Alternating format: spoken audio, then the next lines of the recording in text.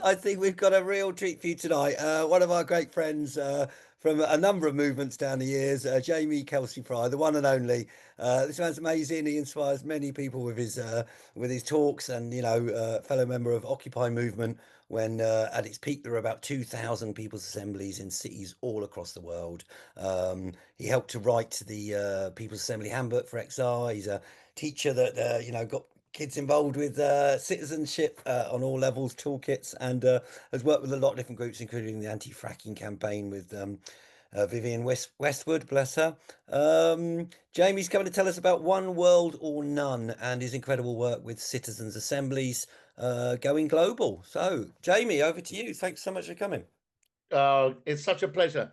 I'd like everyone to be aware of how on the button, modern and hip I am. Look at there you go. Can you see what that says? Noddy. It's a noddy record read by Enid Blyton. So just so that everyone knows I'm up to date with the hits parade. Old school, old school. Very old school, Daddy-O.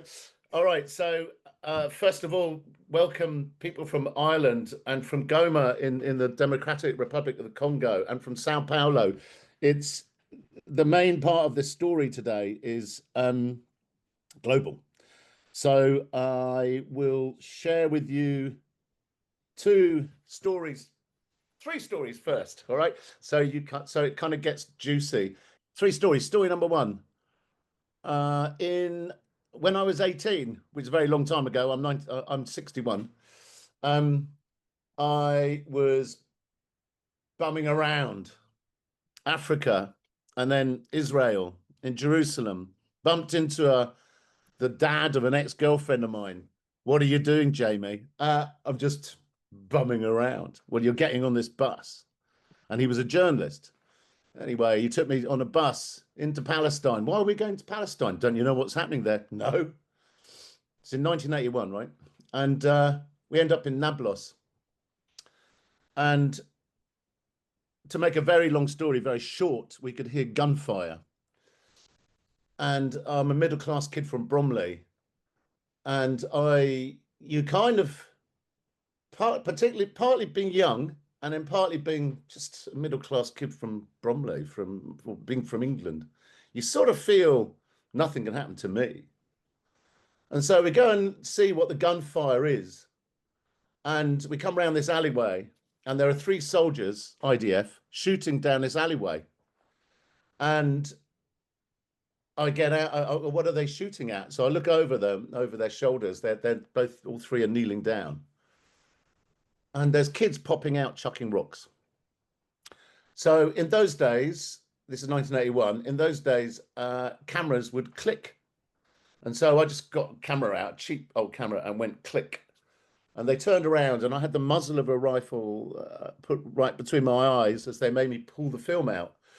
And at that moment, I could only think of one thing, which was, it's just a roll of the dice that I was born in Bromley and not Nablus. And so that has impacted my life the whole of my life, right? So for me to be, I don't know what the better word is, but I just don't like the word activist. But for me, the people who know what's happening and take action, we're all completely normal. Everyone here is completely normal. The people who know what's happening and don't act, they're the extremists. And it's a reality to me. It's not like a clever little intellectual gig. It's being normal. It's being human. The other story is this. So I was involved in stuff like this for a very long time. Along came Occupy, right? And this is where I mean, I've known Phoenix a long time, but this is where we really bonded. We have an infinite bromance, me and brother Phoenix, ladies and gentlemen. And what I learned was this, right? I'm sitting in, so those assemblies, ladies and gentlemen, I don't know if you remember it, but we were outside, there was about, no, I know exactly. There were 45 camps in the UK and Ireland. And the one in London, the main one in London, because we branched out to three other sites as well, but the main one was outside St. Paul's Cathedral, which is so cool. It's got to be the best backdrop possible. And we were only there because the London Stock Exchange was next door, right? Anyway, upwards of 3,000 people. On the first day, 3,500 people. And we were having people's assemblies of upwards of 3,500 people. Now, everyone got 2 minutes. Even Julian Assange, you only get 2 minutes, mate. There was quite a lot of leading lefties who were going, oh, don't you know who I am? Yeah, we do. You get 2 minutes, mate. You get 2 minutes, same as everyone, yeah? So a lot of them sort of bobbed like corks on water, the kind of influential lefties.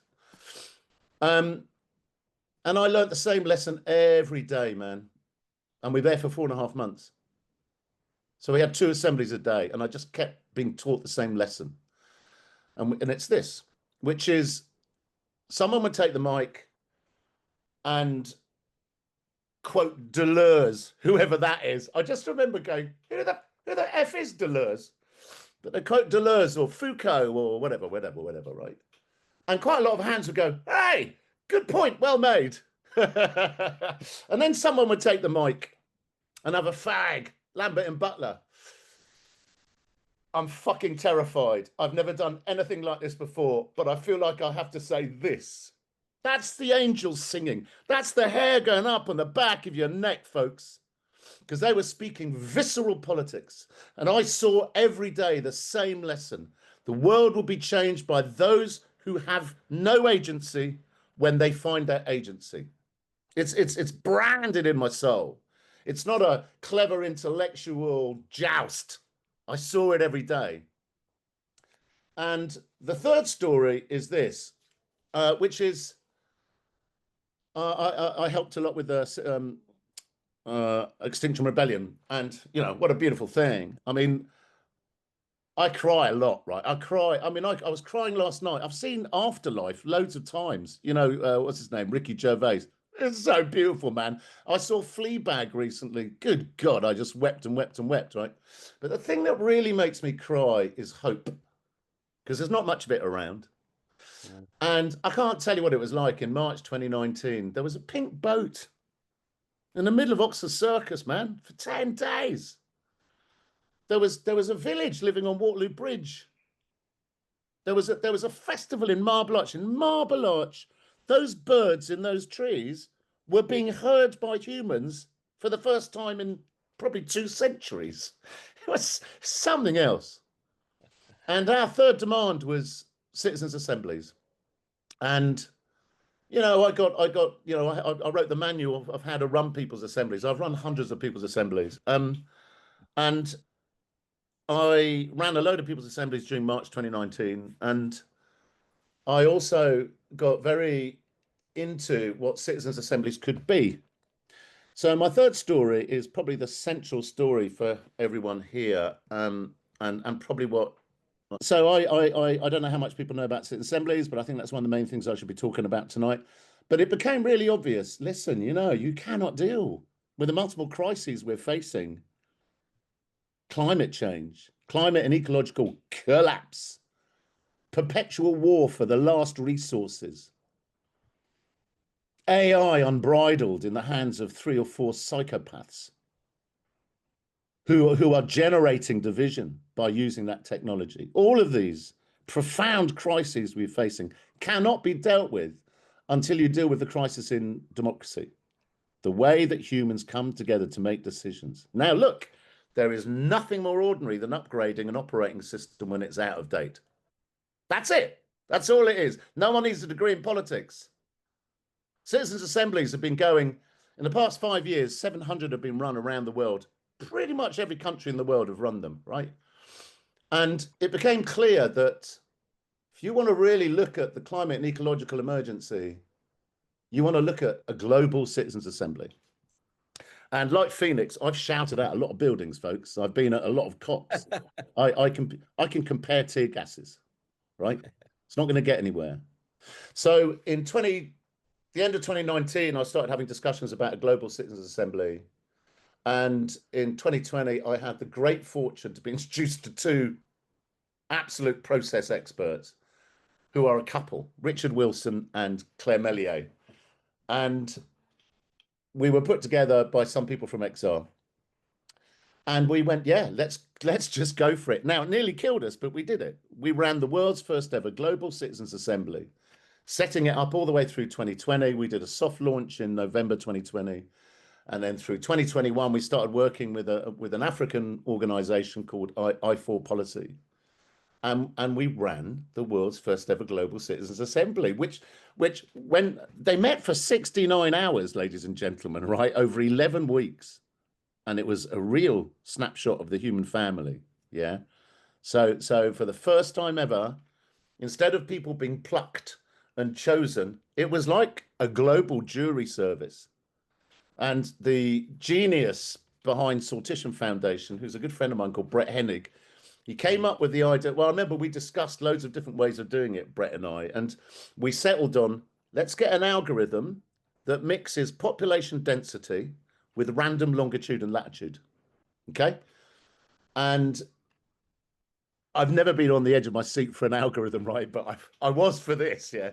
We pressed go, and 100 points landed on the map of the world, right? 18 in China, 17 in India, 14 in Africa, 1 in Coventry, 1 on an island off Yemen called Socotra. And then we worked with community groups within 50 kilometers of those points. We onboarded them. And their job was to go and find 6 random people, okay, to invite them to consider taking part in the Global Assembly. And then out of those 600, press go on algorithm number 2, and we ended up with the final 100, who were a fairly good representation of the human family. What does that look like? Well, 10% of them have no formal education. Only 13% are white, ladies and gentlemen. 50% are women, no surprise. And 70% are living on $10 or less a day. So for 69 hours, they met over 11 weeks online, because it was during COVID. Translators, facilitators, note takers.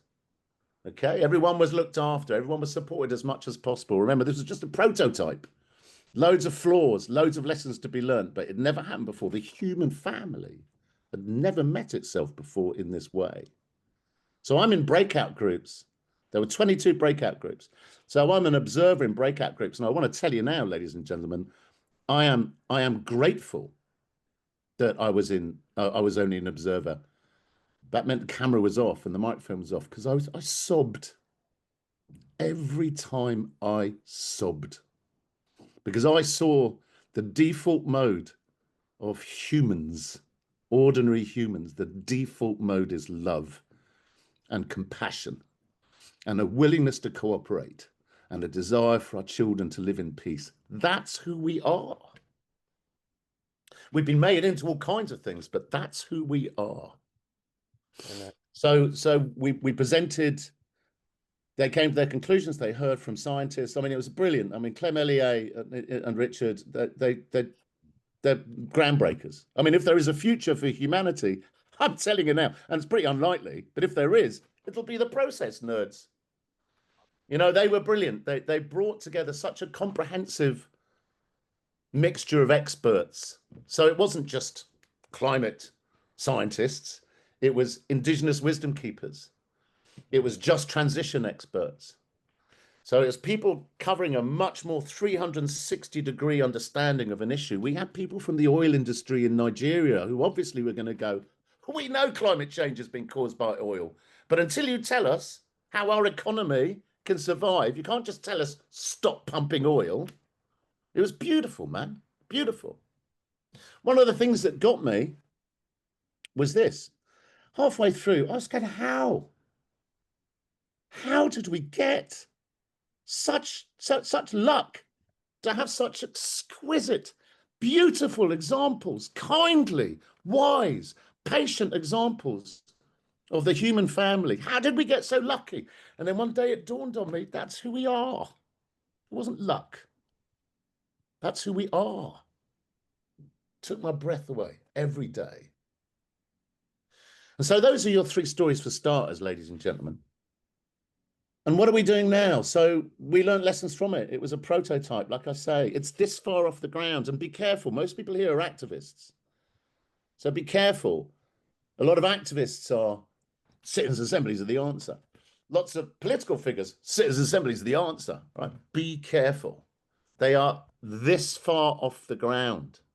There are huge amounts of lessons to be learnt. There are huge amounts of ways that they can be fixed, just like you can nobble a jury. All right. But even though they're this far off the ground, they will not kill us. And what we have will. So there are two very distinctive aspects of citizens' assemblies, which I think are profoundly helpful. And no one goes on about them. Incidentally, my name is Kelsey Fry. I come from One World or None, an organization that is dedicated to bringing this story into people's lives through popular culture. We work purely on generating the demand, not the supply. Here are the two lessons that no one else is talking about, and I'm very pleased to be able to bring to you lovely people tonight. So the first one is this, right? These are anti-polarization machines, ladies and gentlemen. They are anti-polarization machines. If you don't know the story, go and look it up, right? But this is just one example of thousands, thousands. Because these people have to come together, and generally they meet in real life, right? They have to come together. They have to sit with people who are who are polar differences to them, completely the diametric opposition. But you have to sit with these people. You got to listen. The magicians are the facilitators, all right? So you've got to listen, right? And the facilitators create a holding of all conversation. You're safe to discuss anything. So that means that you will always reach a place of at least respect and understanding. You don't have to agree. And here's the story for you. And like I say, there are thousands and thousands of this story. Ireland, so it's great to have Ireland here. Ireland are very far ahead in many ways with citizens' assemblies. They did a same-sex marriage assembly in 2000 and, I don't know, 15, can't remember.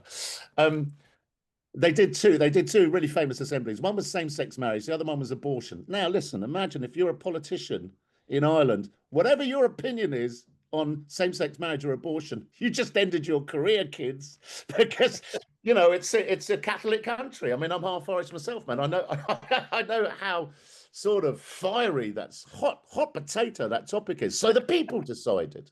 The people decided. With the same-sex marriage one, up from Cork, chosen through sortition, right, which is this random jury service style of random thing. Up from Cork comes Finbar, elderly, retired postmaster, raging homophobe, dangerous homophobe, all right? Now, over 12 weekends, he keeps sitting quite close to Chris, very camp 22-year-old gay man. Rainbow fingernails. Rainbow fingernails. Fast forward to the end of the 10 weekends, right? Fast forward to the end of the 10 weekends. So at the beginning, Finbar was going, I wanted to take him out round the back and smack his head in. Okay? By the end, I love this fella. He's the grandson I've never had. He's changed my life. Beautiful. He's changed my life because, and then I'm not going to trigger anyone in this, and also we're recording it, but I'm sure you can all imagine something awful happened to Finbar when he was 10 at the hands of an old man, right? And Finbar's saying, all of my life I bottled this up. I've been full of fury and pain and anger and hurt. And this kid has allowed me to tell my story. And he's heard me and he's held me and he's changed my life, right? These are anti-polarization machines, right? Number two, I work for New Internationalist. I've been a contributing editor for New Internationalist for 13 years. This issue is incredible. They all are.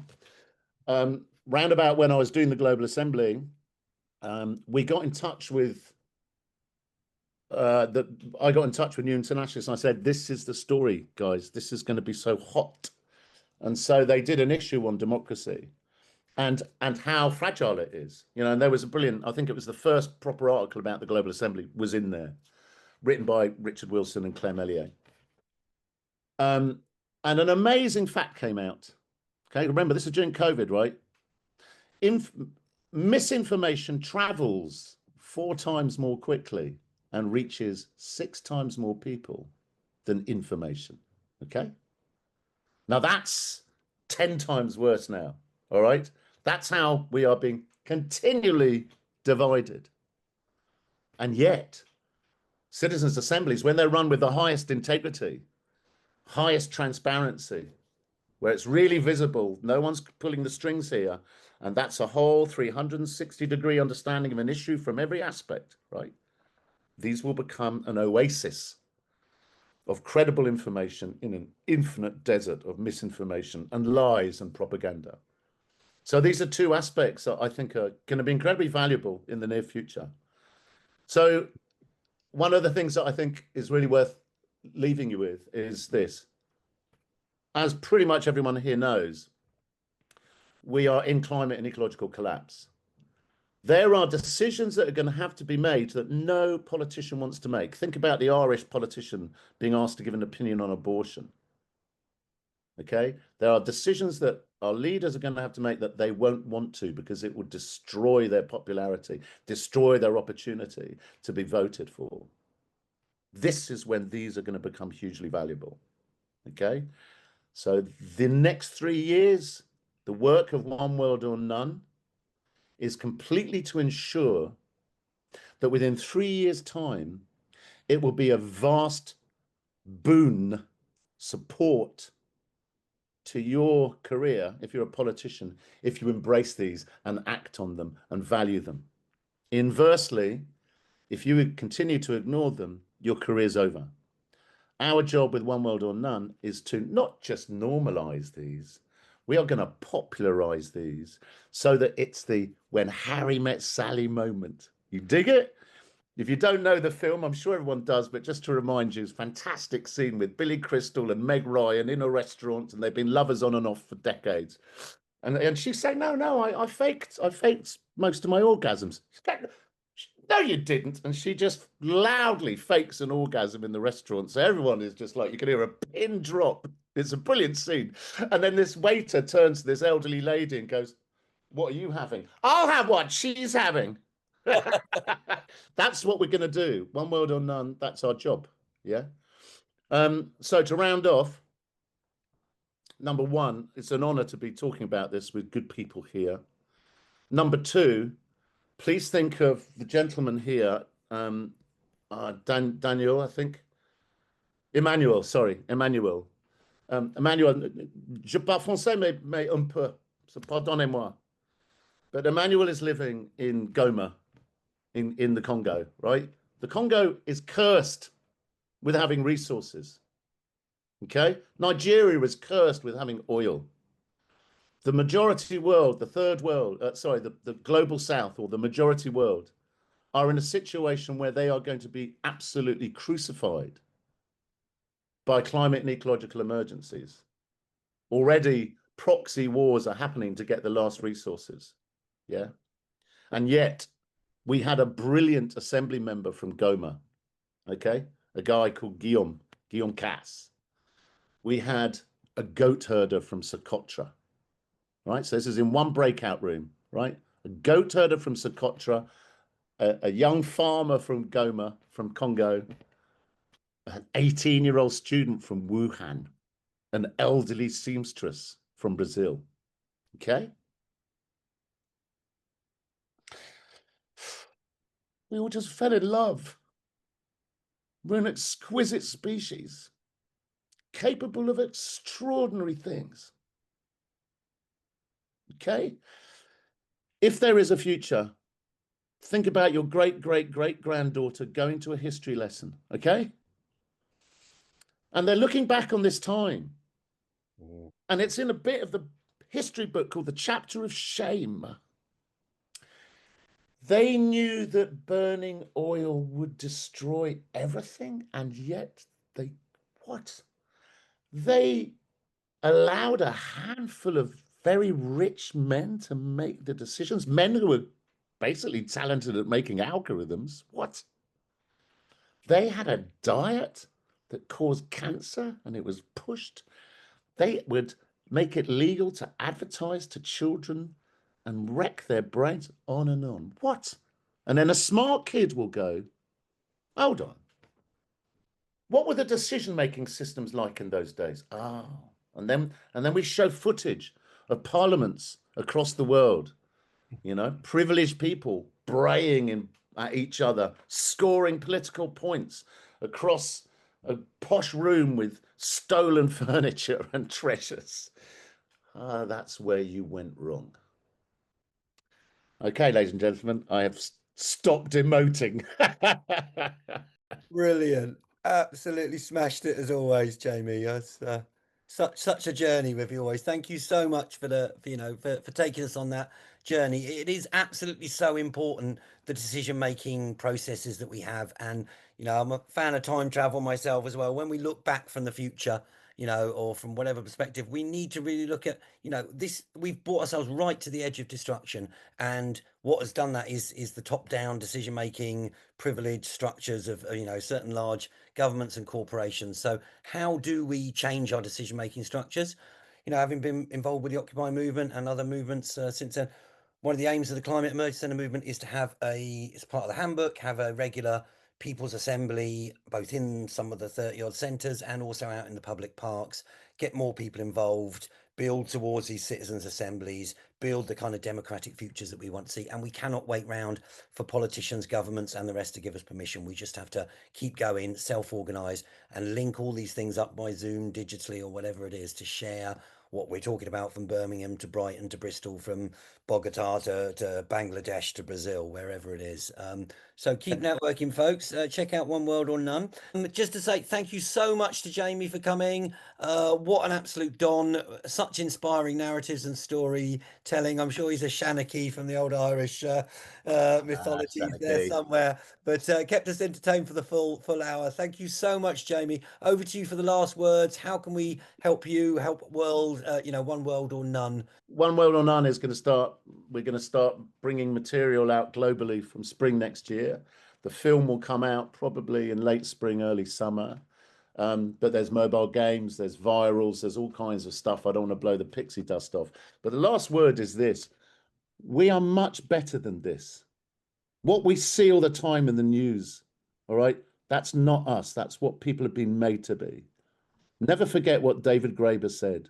The great secret of the world is that we have made it the way it is, and we can just as easily make it differently. All right. Stay beautiful, kids. Beautiful. Fantastic. Thank you so much, Jamie. Absolutely smashed it.